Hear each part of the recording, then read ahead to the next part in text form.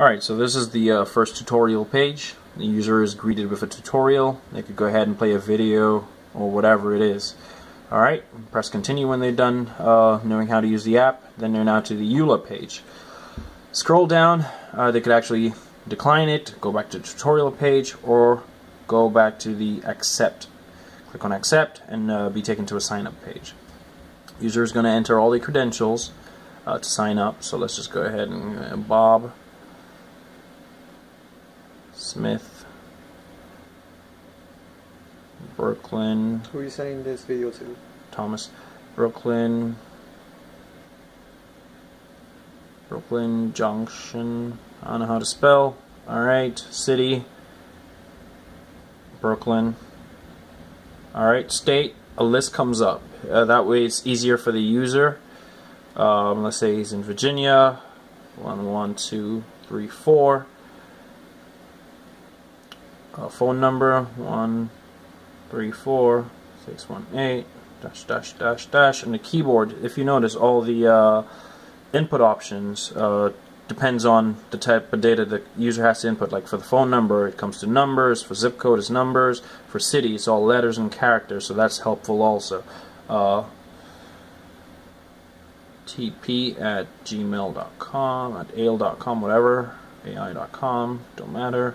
Password, as you can see. Alright, this part don't worry about it because we have to change it.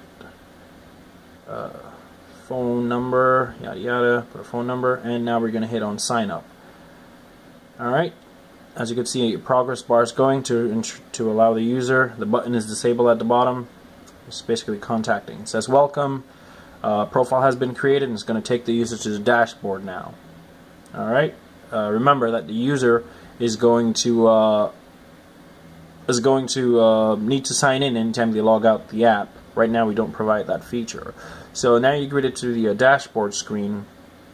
Don't worry about the other sections right now. As we said, we will be sending it to you in modules. So when the user is greeted here, in the bottom of the dashboard page where it sees that little guy right here, you'll be able to click on that. It will take them to their profile, and you can always save it and update their profile. It's updated. The back button. Alright, there's a social aspect of it. They could go to Facebook and Twitter. Alright, they could call 911, dial 911 by hitting the emergency button at the bottom. Alright, and give me 1 second recording a video. Alright, and at this you'll see like about all that's done in the menu, equivalent of the Windows Phone for Android or iPhone. Alright, now the Find Lawyer's the next API. Go ahead and click on Find Lawyer, and right there we'll search a default string we put in there. What we did, we actually have it saving the user's previous query. Okay, so anytime they leave the page and they come back to the page, their queries are still there. As you can see, a photo of the lawyer, their name and their practice is at the bottom of there with the AVO rating. Alright, now let's say we want to search for a divorce lawyer in California. Alright, so they're going to click on the location button, click on that. A list of all states in the US will pop up. So I guess we're looking for California. Alright, and now we get 50 top cities in there. I did provide that in code. Let's say we're looking for it in Palo Alto.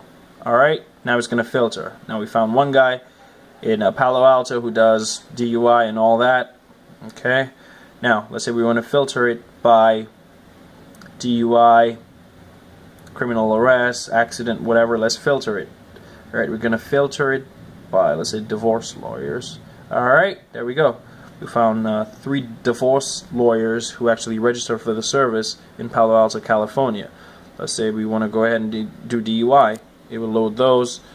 Immigration, it will load those. And if it doesn't find any, it will let the user know. Say, for example, we're in Bumfuck, Nebraska, or Maine, or in... we're actually finding people. I'm trying to find a state that doesn't have any on there. Alright, yep.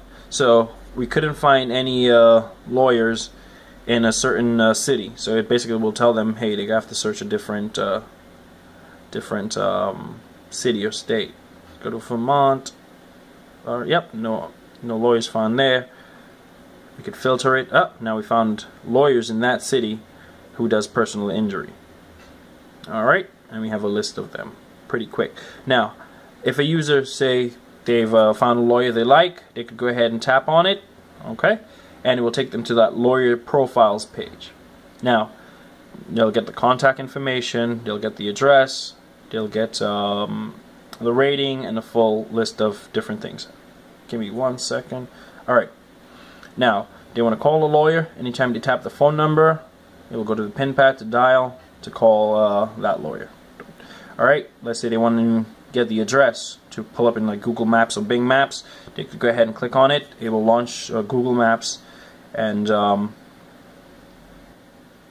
they'll be able to go and route to there if they have to get there. Alright, back to the app, and this is just the dash screen. Don't worry about the others, we'll go ahead and explain those for you, but right now you just saw the registration, how to register, call that registration API, and the Find Lawyer service. Alright, that's it.